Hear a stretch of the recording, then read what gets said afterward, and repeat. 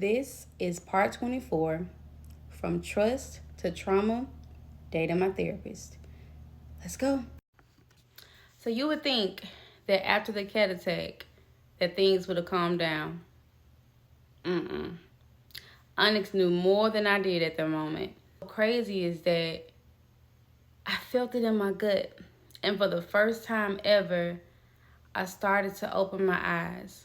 And then I realized that God had literally started orchestrating shit to where I could no longer ignore what I had been ignoring this whole time. My daughter had been out of the hospital. I had created this thing where periodically I would check her phone to make sure that she's not speaking to people that are causing her to spiral or people that had caused her to get to that point. Every night I would get her phone at a certain time so I could do my routine check. Time had progressed. She would start to bring me her phone on her own without me having to ask for it. So I'm like, okay, she's making progress. I like it. So she would bring me the phone and I would keep it. She'll get it back the next day. One night, she brought me the phone on her own or whatever. But after I had asked her, where is it, right? So I trusted that she'll put it on my desk, and she did that. Now, at this time, Kay and I are watching a movie. So something in my gut is like, go in your office and get that phone. So I go in the office. It's not a phone. It's a case. She tried to put a fast one on me? Okay. So, girl, I go downstairs. I'm like, wait a minute. Now, it is late. I go downstairs, and I'm like, knocking on the door like, hey, where's the phone? She don't know what I'm talking about. And I'm like, okay. I can see that my daughter is starting to have an episode where she's getting upset. In an attempt to grab her phone, she basically tried to tug on it, like, keep it.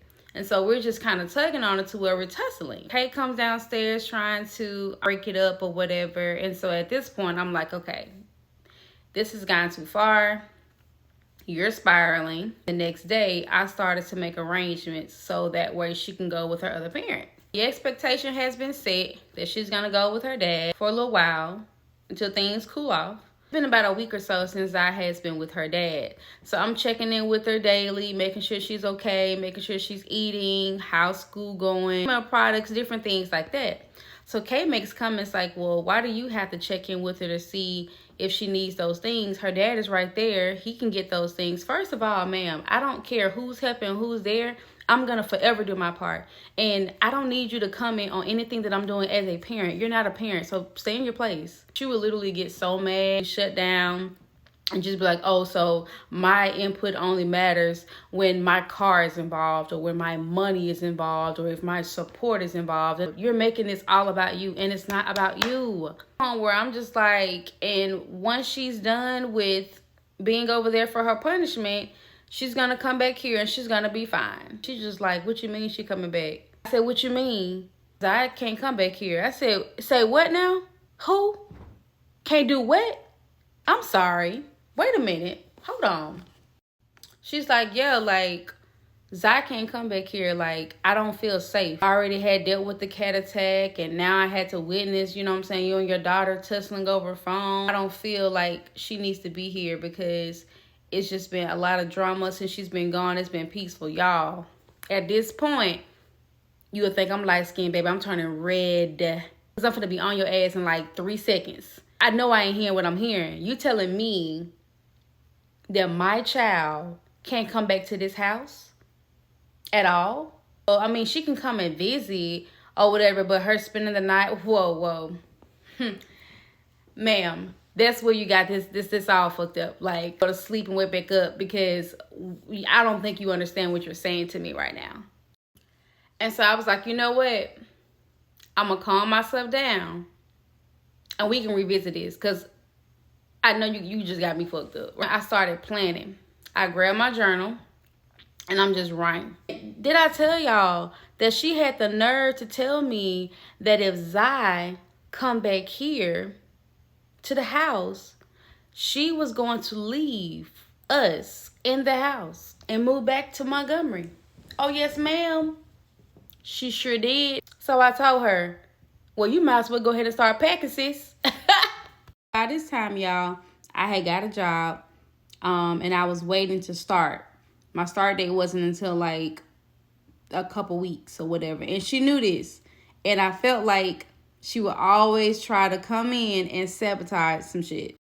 So after that conversation with Kay, y'all, I kept my cool. I started getting super strategic with things. Like, it was no more me in the blind, in the dark, being delusional. She was out the window. I was savage, and I wasn't letting up. I kept it cool because I knew I needed the car for the next morning because I was gonna run some errands. So I'm in the mirror doing my makeup, talking like, you know, we need to talk about, you know, the way that you responded to me. I just feel dismissed. I just feel unheard because I feel like it doesn't matter.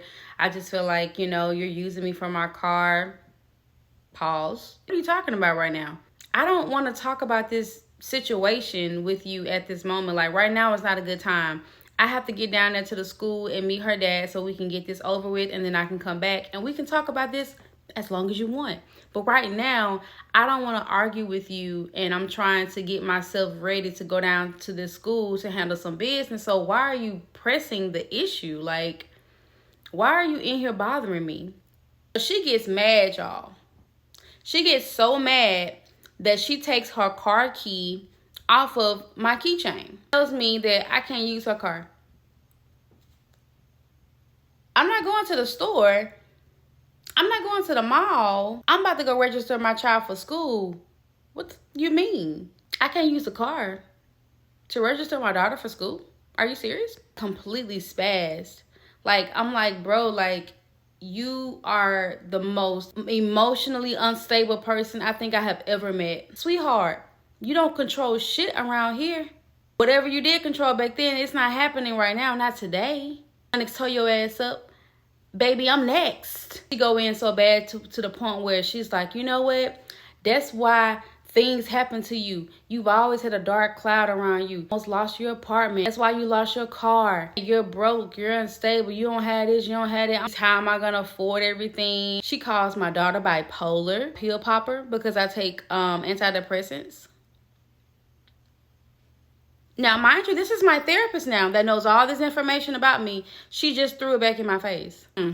This is the part that really traumatized me, because everything, every hardship, failure, obstacle thrown back at me. Things that I have shared with you in private. It's my therapist, a safe space.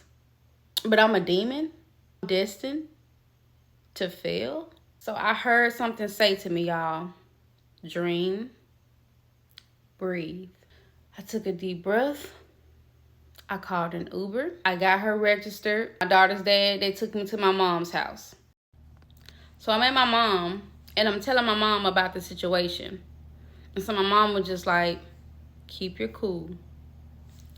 We'll play the game. My mom, she lets me get her car, and I had driving school on that Saturday, the next day. So that morning, I'm getting ready for Saturday school or whatever. I put on my cute little outfit, and I'm about to head out. So she's like, oh, you got to wait to Saturday school? I do.